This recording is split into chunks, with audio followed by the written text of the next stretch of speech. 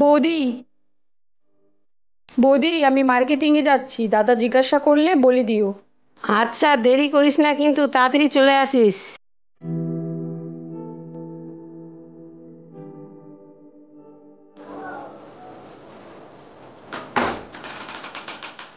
ঠাকুমা, তোমাকে একটা কথা বলতে চাই, কথা রাখবে তো? রাখার মতন রাখবো, আগে বলতো কি কথা? ঠাকুমা, আমাকে 500 টাকা দিতে পারবে? কলেজের প্রোগ্রাম আছে, চাঁদা দিতে হবে তো, তাই। ও, এই কথাটা। এই যে নে।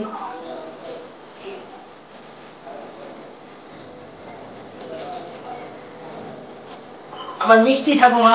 ঠাকুমা আসি। আসো দাদি, আসো। গেলাম।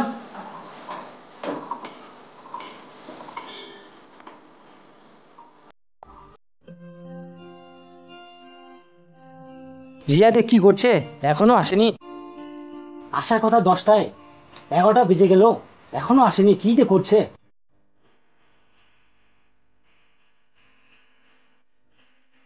কতক্ষণে আসছে? আসছে।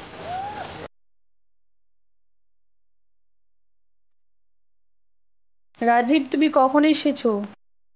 তোমার এখন আসার সময় হলো? আসার কথা 10টায়, 11টা বেজে গেল। দাদা বাড়িতে ছিল তো, তাই।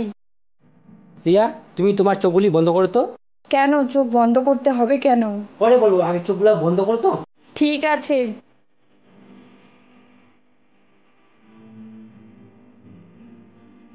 এবার চোখগুলি খুলো। ফোন, কি সুন্দর ফোনটা তোমার। হ্যাঁ, তোমার জন্য এনেছি। ও, কি সুন্দর। I am so happy. ভালো লেগেছে তো? হ্যাঁ। ঠিক আছে, বসো।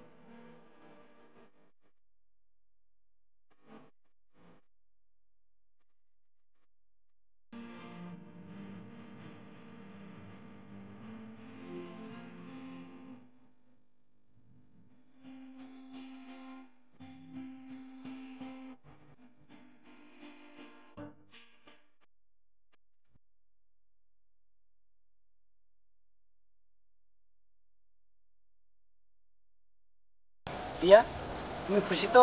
হ্যাঁ, আমি খুব খুশি। ঠিক আছে, তাহলে আসি। ঠিক আছে। বাই। বাই।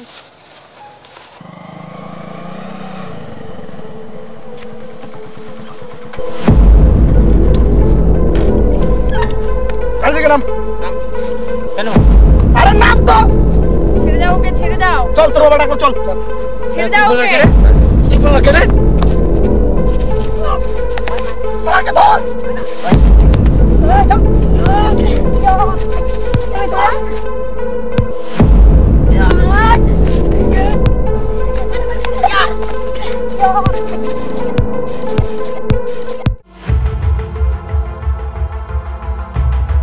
রাজীব, কি বাবা? তোর সঙ্গে রাস্তায় যে মেয়েটি গল্প করতে দেখলাম, ওর সঙ্গে সম্পর্ক কি? বাবা, আমি ওই মেয়েটাকে খুব ভালোবাসি। তুই আর পৃথিবীতে মেয়ে পেলি না? শেষ পর্যন্ত গোবিন্দর বোনকে, 1 নাম্বার চিটার ক্রিমিনালের বোনকে। রাজীব যে মেয়েটাকে ভালোবাসে, ওই মেয়েটার সাথে বিয়ে দে না, সংসারটা করবে ও। বাবা, মেয়েটা তো কোনো দোষ করেনি। না, তুই ওকে ভালোবাসতে পারবি না, বিয়েও করতে পারবি না। করলে তোকে ত্যায্য করবো।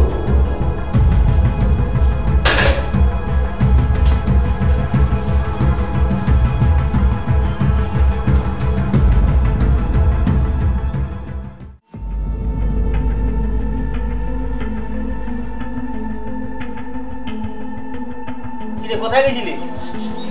এখানে আয়, দাঁড়া। রিয়া, যে ছেলেটাকে তুই ভালোবাসিস, ও তোকে বিয়ে করবে না। ওর বাবাকে তুই চিনিস না। রিয়া, তোর দাদা ঠিকই বলেছে, রাজীবরা অনেক বড় লোক, আমাদের সঙ্গে আত্মীয়তা মানাবে না। না বৌদি, আমি রাজীবকে অনেক ভালোবাসি। ওকে আমি কোনোদিনও ভুলতে পারবো না। ব্রাহ্মণ হয়ে চাঁদে হাত দেওয়া যায় না। রাজীবকে তুই ভুলে যা, এই সম্পর্ক কোনোদিনও হবে না। যা, তুই আমার সামনে থেকে চলে যা।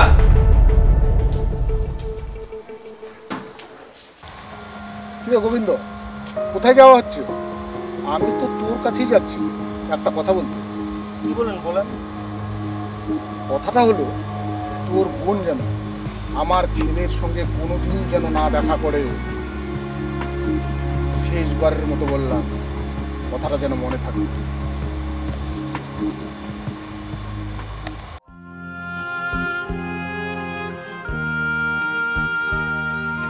দেখো ওই দিকের পরিবেশটা বেশ ভালো লাগছে।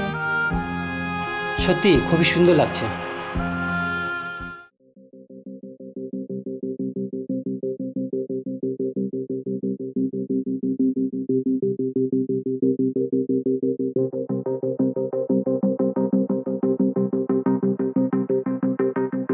চল, তোর বাবা ডাকছি, চল বাড়ি চল। তুই এখানে দাদাগিরি দেখাস না, চল বাড়ি চল। যা এখান থেকে, তুই যা।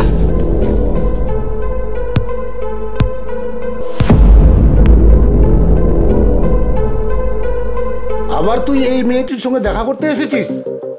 এই ধর, একে নিয়ে চল। ছেড়ে দাও ওকে, ছেড়ে দাও। তখন আমি বলেছিলাম না রাজীবকে ভুলে যা। এখন কি হলো? চল বাড়ি চল, মেম্বারের কাছে বিচার দেব।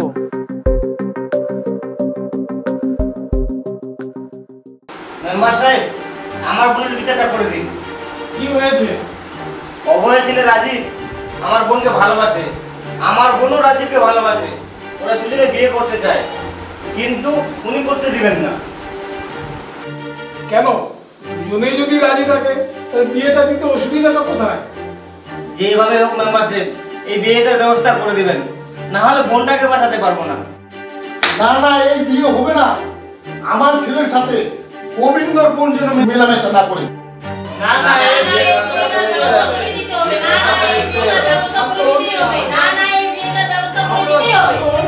আপনারা শান্ত হন, আগে ছেলে মেয়েদের কাছে শুনি, তারপরে একটা সিদ্ধান্তে আসা যাবে। গোবিন্দকে বলার পরে ও কথা শুনে নেই, উল্টে ওর বোনকে আমার ছেলের পিছনে লেলিয়ে দিয়েছে। ঠিক আছে, আপনারা সবাই চুপচাপ থাকুন, আগে শুনে নেই ছেলে মেয়েদের কাছে। বল তো রাজীব, তুই আগে বল শুনি। রিয়াকে আমি ভালোবাসি, রিয়াকে ছাড়া আমি বাঁচতে পারবো না। রিয়াকে আমি বিয়ে করতে চাই। এবার তুমি বলো তো, তুমি কি বলছো? আমিও রাজীবকে ভালোবাসি, আমি ওকে বিয়ে করতে চাই। আমি ওকে ছাড়া বাঁচতে পারবো না। আপনারা শুনলেন তো ছেলে মেয়েদের কথা। ওরা দুজনেই তো প্রাপ্তবয়স্ক, দুজনেই বিয়েতে রাজি আছে। আমার হিসাবে দুপক্ষকে মেনে নেওয়ার দরকার। ঠিক কথা, শুভ কাজ শীঘ্রই করা হোক। চল। ঠিক আছে মেম্বার সাহেব, আপনার কথা আমি মেনে নিলাম। শুভ কাজ শীঘ্রই।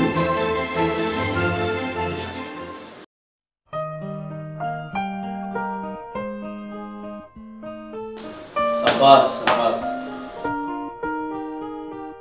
তাহলে আসো, চলে আসো।